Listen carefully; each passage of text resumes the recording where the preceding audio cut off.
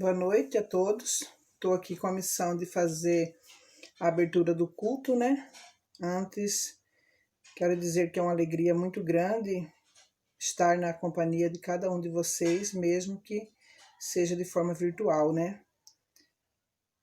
Todos estamos com saudades, né, de nos reunirmos presencialmente. Não tem sido fácil, né, nos mantermos nesse afastamento social, mas nós sabemos que Deus está no controle de todas as coisas e que nada acontece, né, se não for pela vontade dele, e isso nos fortalece todos os dias. Graças a Deus, a nossa fé, a nossa confiança tem sido renovada todos os dias e isso nos mantém firmes no propósito de seguir em frente, né, sabendo que Deus é soberano sobre tudo, que nada foge ao controle dele. Essa semana, acredito não ter sido uma semana fácil, né? Foi uma semana de muita tensão, de muita preocupação, mas chegamos ao final, né? Todos com saúde, Deus tem nos cuidado.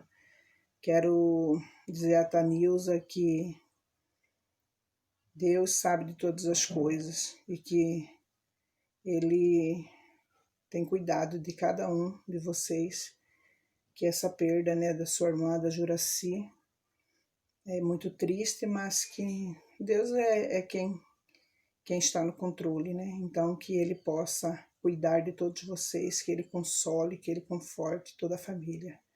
Meus sentimentos, Satanilza. E continuando aqui, eu quero convidar todos para fazer a nossa oração, né? Senhor Deus, muito obrigada, Pai, por tudo que o Senhor tem feito. Muito obrigada por teu cuidado, por tua misericórdia. Muito obrigada porque o Senhor tem suprido as nossas necessidades e tem nos sustentado em pé. Peço ao Senhor, Pai amado, que alcance todos os que estão doentes, para que sejam recuperados, Senhor. Derrama, Pai, sobre cada família onde tem uma pessoa doente, o teu poder e cuida para que essa pessoa seja recuperada, Pai amado. Cura, Senhor, os que estão doentes. Peço a sua bênção sobre as equipes médicas, Deus, que têm estado à frente do enfrentamento dessa doença e que nós sabemos que não é fácil. Cuida de cada um deles e renove neles todos os dias o vigor físico, o bom ânimo, Deus, e a fé, Pai. Seja soberano a todos aqueles que estão fazendo serviços essenciais, Senhor Deus, que são supermercados, que são serviços de banco, Senhor, serviços, Senhor Deus, do Gari, de todos aqueles, Pai, que amado, que o Senhor sabe muito bem quem são e que tem trabalhado para que as coisas continuem funcionando, Senhor.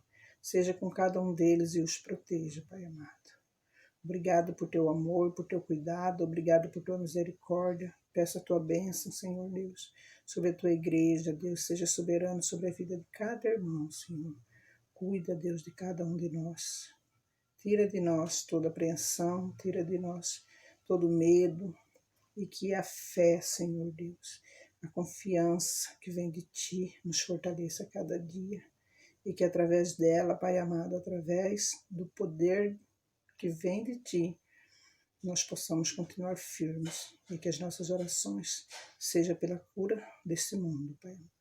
Obrigada por teu amor, por tua misericórdia, Senhor. Esta, Senhor, é a minha oração em nome de Jesus. Peço aos irmãos que peguem o Salmo 27, né? Que nós vamos fazer a leitura, que é um salmo que nos fala, né, do poder de Deus e que nele devemos confiar. Ele diz assim: o Senhor é a minha luz e a minha salvação. De quem terei medo? O Senhor é a fortaleza da minha vida. A quem temerei? Quando malfeitores me sobrevêm para me destruir, meus opressores e inimigos, eles é que tropeçam e caem. Ainda que um exército se acampe contra mim, não se atemorizará o meu coração. E se estourar contra a minha guerra, ainda assim terei confiança. Então esse salmo, eu li até o verso 3, ele todo fala disso, né? da confiança que devemos ter em Deus, mesmo diante das dificuldades, mesmo diante do medo, diante da preocupação. Então, que Deus nos conceda um coração grato, que nos conceda um coração que consiga ficar em paz, que continue confiando, que continue tendo fé, mesmo diante das dificuldades. Então, irmãos, peço a Deus que continue cuidando de todos nós e renovando em cada um de nós a fé, a confiança e a certeza de que Deus está no controle de todas as coisas e de que nele podemos descansar. Tá bom? Fiquem com Deus e Ele continue nos protegendo e nos abençoando. Passamos agora ao louvor. Boa noite, irmãos. Graça e paz. Vamos juntos cantar louvores ao nosso Deus e Senhor? Cantem conosco. Diante do Senhor, irmãos, intercedemos, oremos e derramamos.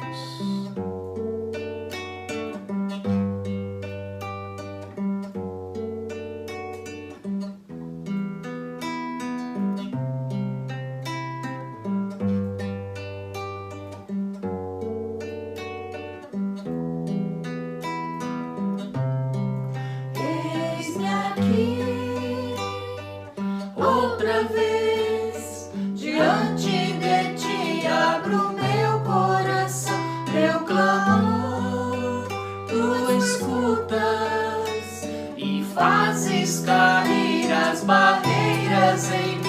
És fiel, Senhor, e dizes palavras de amor e esperança sem fim ao sentir teu toque. Por tua bondade libertas meu ser no calor desse lugar.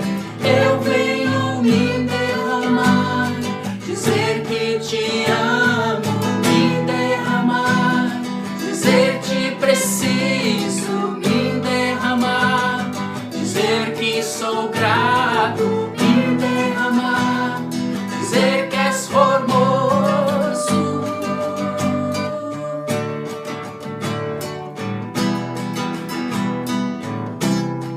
Eis-me aqui outra vez, diante de ti abro meu coração, meu clamor, tu escutas e fazes cair as barreiras em mim. És fiel, Senhor, e dizes palavras de amor e esperança sem fim ao sentir teu toque. Por tua bondade libertas meu ser no calor desse lugar. Eu venho me derramar, dizer que te amo, me derramar, dizer te preciso, me derramar, dizer que sou grato, me derramar, dizer que és formoso, me derramar, dizer que te amo, me derramar, dizer te preciso, me derramar, dizer que sou grato, me derramar, dizer que és formoso.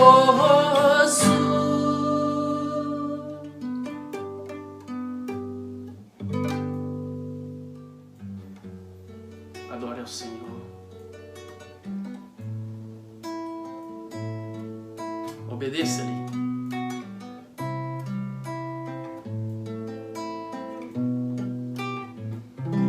Para adorar.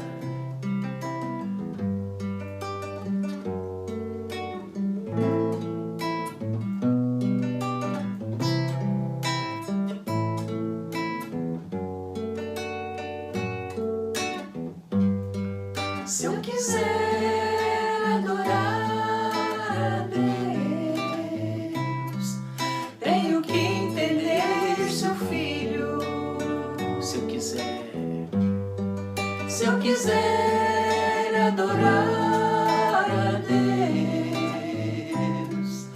tenho que ouvir do Espírito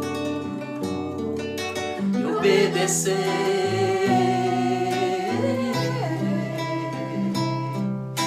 E obedecer.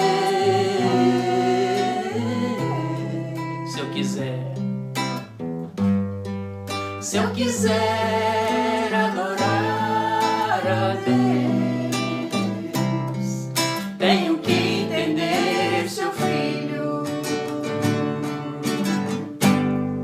Se eu quiser adorar a Deus, tenho que ouvir do Espírito e obedecer.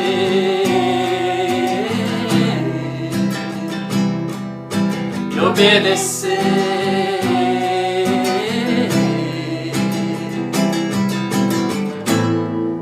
Tenho que aprender a ouvir, mesmo sendo que não quero, e ainda assim abrir meus lábios para adorar, para adorar, para adorar, para adorar. Tenho que aprender a ouvir,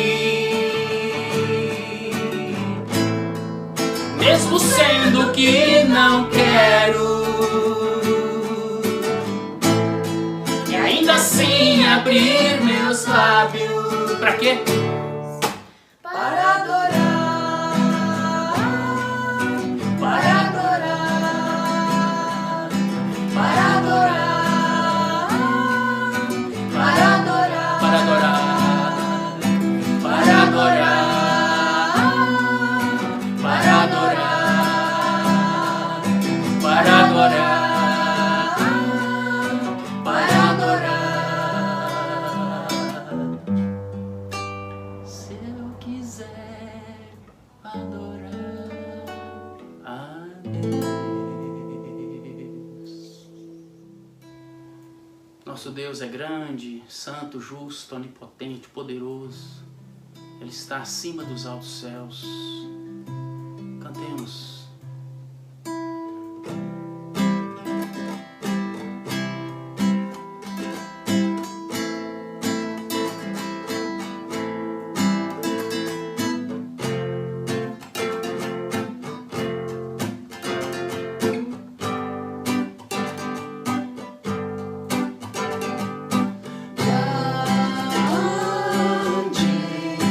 Todo-Poderoso Deus, Santo,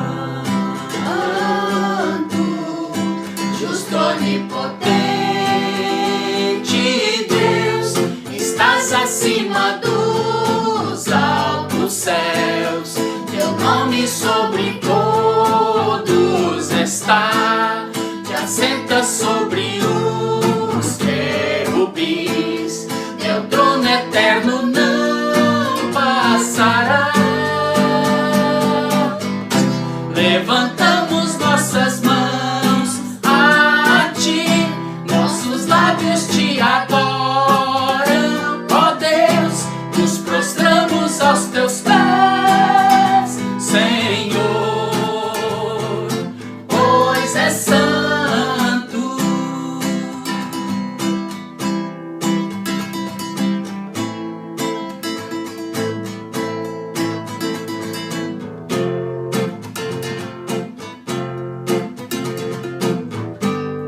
Grande,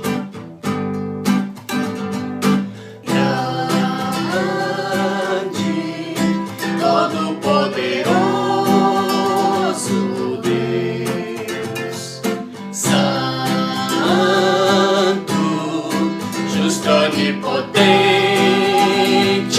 Deus, estás acima dos altos céus, teu nome sobre todos está, te assentas sobre os querubins, teu trono eterno não passará.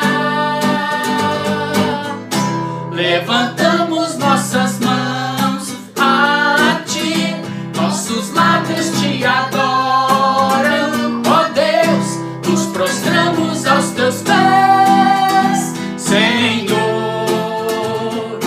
pois é santo. Levantamos nossas mãos a ti, nossos lábios te adoram, ó Deus, nos prostramos aos teus pés, Senhor, pois é santo.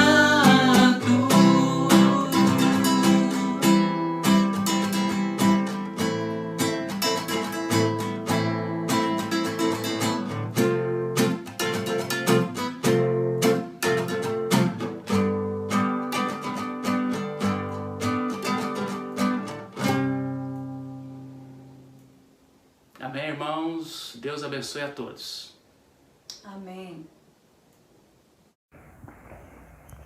Boa noite, graça e paz. Então, estamos na série de Gálatas, né? Aos Gálatas. E eu quero fazer uma pequena introdução hoje. É que o apóstolo Pedro, ele cometeu um erro grave.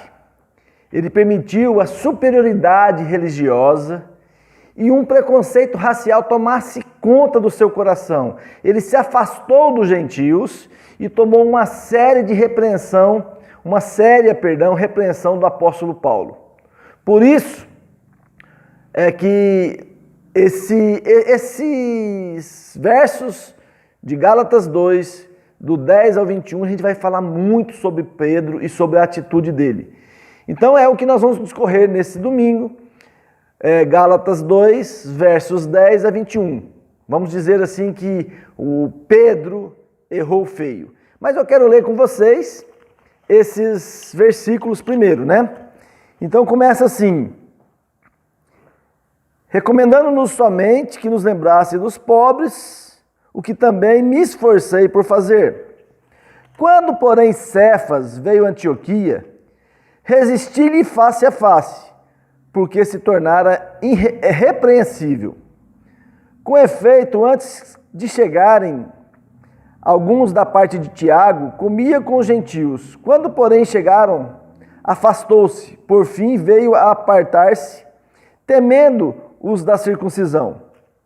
E também os demais judeus dissimularam com ele, ao ponto de o próprio Barnabé ter se deixado levar pela dissimulação deles. Quando, porém, vi que não procediam corretamente, segundo a verdade do Evangelho, disse a Cefas, na presença de todos: se sendo tu judeu, vives como gentil e não como judeu, por que obriga os gentios a viverem como judeus? Nós, judeus, por natureza, e não pecadores dentre os gentios, sabendo, contudo, que o homem não é justificado por obras da lei, e sim mediante a fé em Cristo Jesus, também nós temos crido em Jesus Cristo para que fôssemos justificados pela fé em Cristo e não por obras da lei, pois por obras da lei ninguém será justificado. Mas se procurando ser justificados em Cristo, fomos nós mesmos também achados pecadores. Dar-se-á acaso de ser Cristo ministro do pecado? Certo que não. Porque se torno a edificar aquilo que destruí a mim mesmo, me constituo transgressor, porque eu, mediante a própria lei, morri para a lei, a fim de viver para Deus. Estou crucificado com Cristo. Logo já não sou eu quem vive, mas Cristo vive em mim. E esse viver que tenho agora na carne, vivo pela fé no Filho de Deus, que me amou e a si mesmo se entregou por mim. Não anulo a graça de Deus, pois, se a justiça é mediante a lei, segue-se que morreu Cristo em vão. Vamos orar? Bondoso Deus, Senhor de nossas vidas, te damos graças, porque Paulo tem aberto nossos olhos desde quase 2000 anos atrás, ele escreveu, e isso é bem relevante para nós. Que nós não sejamos, assim, deixar as coisas enraizadas do nosso pecado como preconceito, como alguma coisa diferente, achar que um é melhor do que o outro, um por causa de um poder aquisitivo, outro por ser mais simples, merece ser humilhado, mas que isso não pode acontecer no nosso meio, Senhor Deus. Tenha misericórdia de nós e não se sintamos também rebaixados diante de outros que têm melhor poder aquisitivo, porque o Evangelho coloca todos nós no mesmo patamar. E é isso que Cristo fez, além de salvar as nossas vidas, nos mostrou que nós somente somos justificados pela graça de Deus. Nós estamos de pé de igualdade todos diante do Senhor. E é no nome de Jesus que nós oramos hoje e sempre. Amém. Então, amados irmãos, depois de uma reunião que teve em Jerusalém, com o apóstolo Pedro, que eles chegaram a uma linda conclusão de que o Evangelho é somente pela graça, que a salvação é simplesmente assim pela fé em Jesus Cristo. E não há nada mais que possamos fazer. Mas agora Paulo nos conta uma história surpreendente, que o apóstolo Pedro ele errou, e ele errou feio. Os judeus, eles eram ensinados desde criança a serem uma nação pura. Lembra que eu falei numa pregação passada que tinha mais de 1.500 anos de tradição, e isso estava enraizado naquele povo. E por causa disso, eles rejeitavam, eles tinham grandes resistências raciais e preconceitos étnicos por causa de outros povos, dos gentios, daqueles que não eram judeus.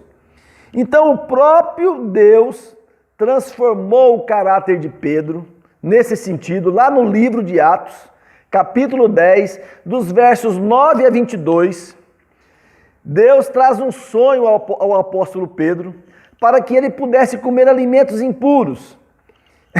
E assim ele entendesse que o Evangelho não era só para judeus, mas para todos os povos. Todos os povos. Então, interessante, amados, que quando ele traz esse Evangelho para todos os povos, e que por causa disso que Pedro começou então a comer com os gentios, e a se envolver com as pessoas que não eram judias, ele acreditava no Evangelho para todas as pessoas. Mas uma coisa muito interessante aconteceu ali na Antioquia.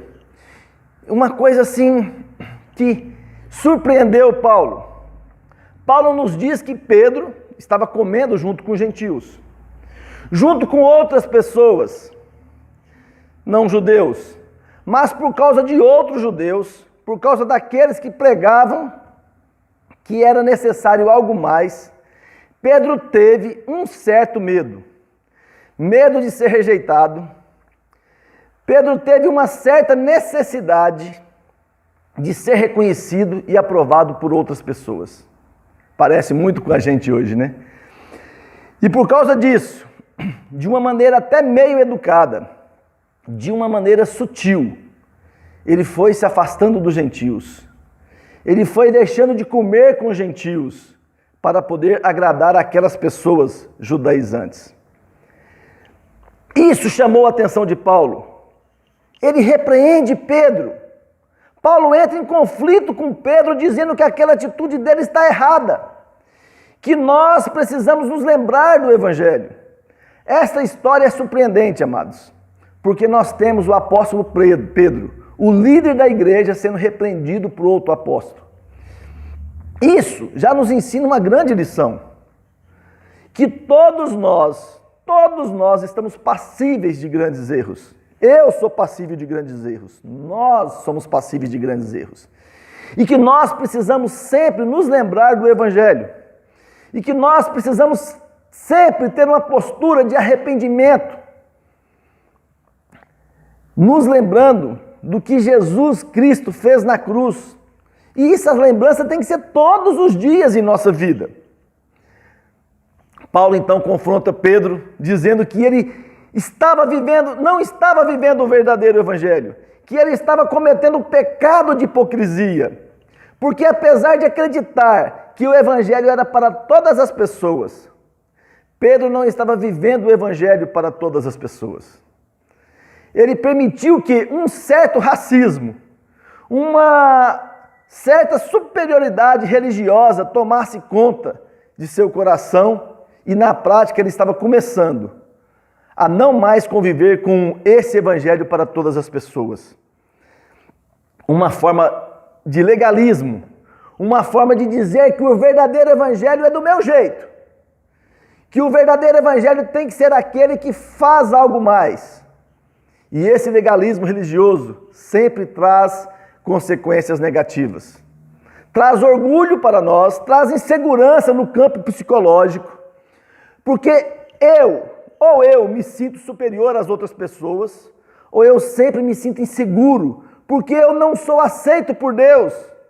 E o legalismo também traz consequências de exclusão no campo social. Afinal de contas, eu me sinto superior de uma certa maneira.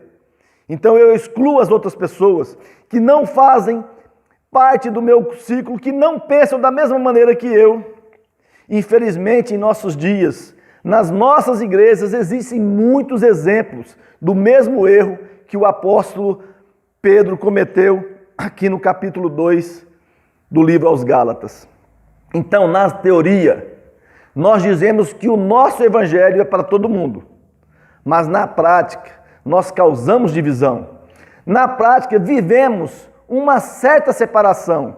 Acabamos criando um sentimento que a nossa igreja é superior que as outras igrejas, que a maneira de comportar é melhor do que as outras igrejas, que a forma da nossa igreja fazer louvor é melhor do que a outra igreja, que a maneira que o nosso culto é feito é melhor do que outras igrejas. E muitas vezes cristãos de classe diferente não conseguem interagir com outros cristãos de uma classe inferior. Comunidade muito bem de vida, não aceitam pessoas que são simples. Comunidades que são muito simples, mas esses simples também têm uma certa resistência, têm preconceitos com aqueles que têm muito e acha que talvez ele tomou espaço, talvez ele tem muito, eu não quero me relacionar com ele. E nós causamos divisões dentro da igreja, até mesmo de uma forma educada, até mesmo a panelinha, até mesmo de uma forma que não pareça errado. Nós nos sentamos do lado de alguém que a gente não gosta muito na igreja, nós nos sentamos do lado do pobre, do oprimido, ou até mesmo sentamos do lado de um negro, daquele que é diferente de mim. Mas muitos, na prática, não conseguem comer juntos com eles. Na prática, nós não conseguimos nos relacionar verdadeiramente com a unidade que o Evangelho traz. Imagine uma igreja onde começa a frequentar um grupo de mulheres da vida, de pessoas recuperando de drogas, de até mesmo homossexuais, que eles começam a vir frequentar. Muitas vezes gostaríamos que, olha, você senta aí e vai embora logo. De preferência nem entra. Talvez se tiver um jantar, eu não quero nem que essa pessoa fique. O Evangelho não é assim. Deus escolheu salvar pessoas de todas as raças, tribos, nações, de todos os credos, de todos os comportamentos. Eu já disse na igreja, nós não fazemos coisas horríveis que o mundo faz pela graça de Deus, não por nós mesmos. Então é exatamente isso. Se nós não conseguimos nos relacionar verdadeiramente com a unidade do Evangelho nos traz, é exatamente o que acontece no nosso coração quando não é pleno esse Evangelho. Porque até quando nós não conhecemos o Evangelho verdadeiro, nós sempre precisamos de uma autoafirmação, nós sempre precisamos dizer a nós mesmos que nós estamos bem, que nós somos melhor do que outras pessoas, que nós sempre precisamos comparar a vida com a vida de outros e buscar um certo consolo, buscar um certo conforto de tudo que está bem comigo. Porque, olha, o jeito que eles vivem, né? Olha, eu não sou assim, Deus. Eu não faço essas coisas, Deus, querendo justificar para Deus, né? Olha para mim, Deus, a minha vida é melhor do que a vida daquelas pessoas. Eu não faço aquilo que eles fazem. Olha o jeito que é a igreja deles, é. A graça de Deus É graças a Deus que não temos a nossa igreja que é diferente. Graças a Deus a nossa música é uma música melhor do que as outras, não fazem barulho, por exemplo. A nossa música verdadeiramente adora a Deus. Isso é uma religiosidade tamanha no nosso coração. Mas aí vem Cristo e nos apresenta o Evangelho da Graça. E quando nós nos deparamos com o Evangelho, nós descobrimos que sem Cristo nós somos todos impuros. Que sem Cristo nós estamos todos separados de Deus. Que sem Cristo nós estamos todos na mesma posição. E que em Cristo todos nós somos purificados. E que em Cristo todos nós somos iguais. Precisamos então tomar muito cuidado, amados, para não cometer o mesmo erro do apóstolo Pedro. De uma forma muito sutil, que a gente não consegue comer, que a gente não consegue viver com aquelas pessoas que pensam diferente de nós, que simplesmente, para conseguir agradar as outras pessoas, nós agimos mal com elas. Desculpa. Mas aí vem a resposta do apóstolo Paulo.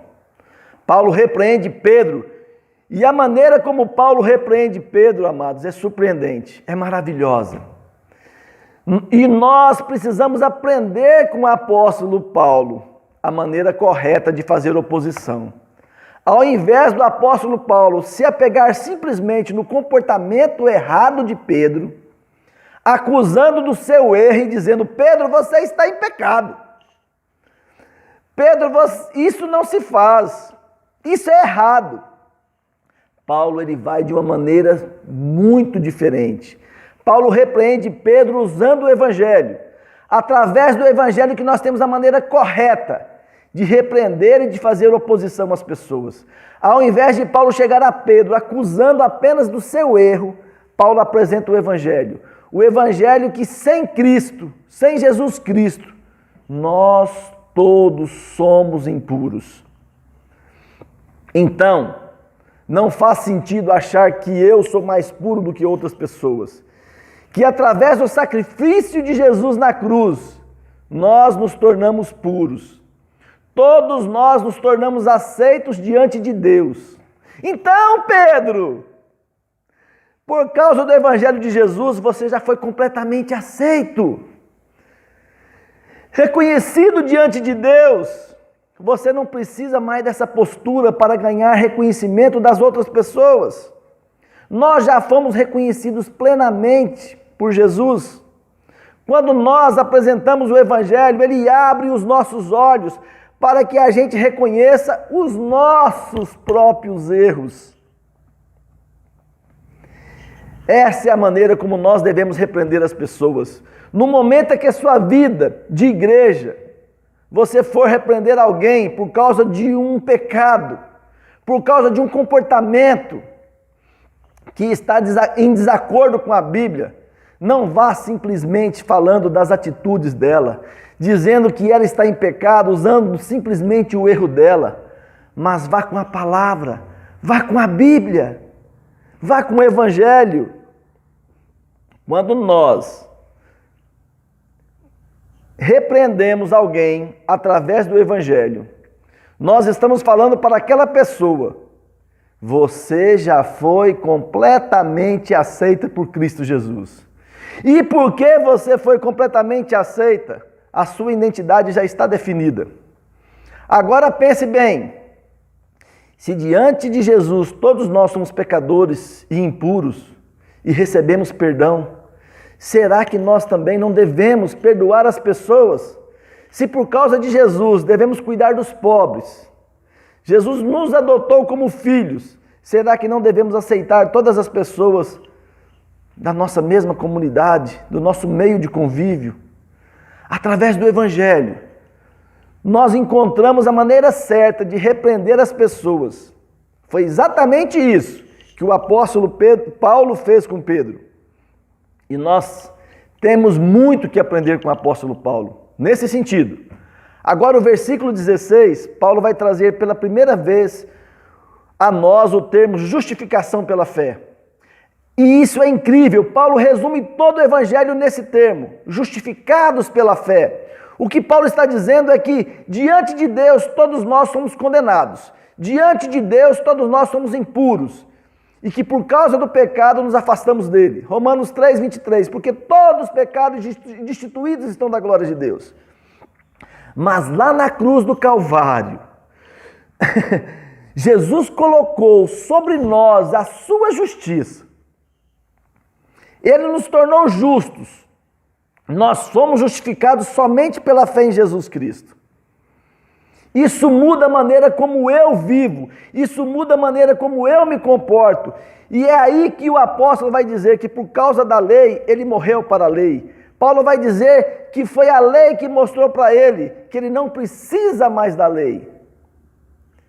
Que ele encontrou a fé em Jesus por meio da lei, mas que ele não vive mais pela lei. Como assim? O que significa isso, Jaime? O que ele está dizendo é que a lei mostra, como eu disse no domingo passado, que nós não somos capazes de obedecer a Deus completamente. O que Paulo está dizendo não é o que ele não mais obedece à lei, que ele não mais reconhece a lei como boa, mas que ele não aceita mais a lei como meio de salvação. Porque através da lei ninguém consegue salvar a si mesmo. Foi Jesus que cumpriu toda a lei e nos justificou.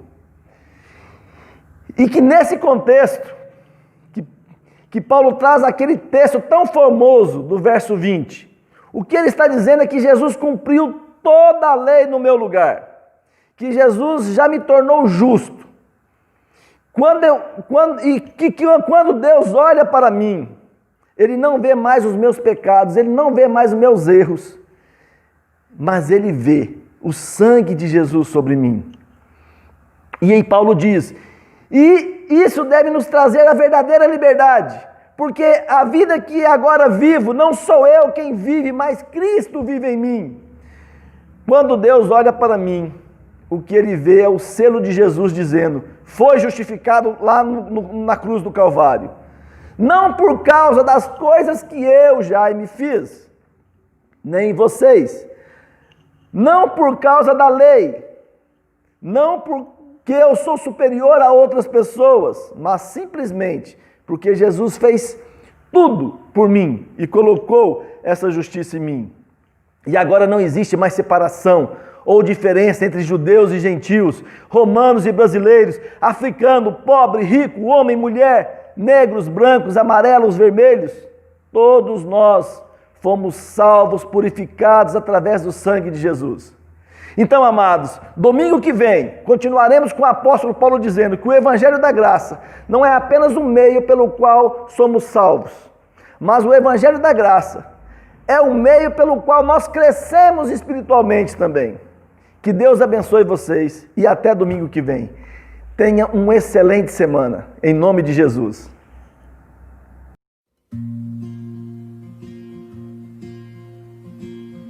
Andando, vivendo, buscando só tuas mãos, não me contentei, tem algo além, eu sei, olhando os teus olhos, um susto eu levei, quando percebi que não estavam em mim, mas no ferido, angustiado, pobre aflito, cego e nu, no faminto, desprezado, sem amigos, sem amor. Teu reino vem,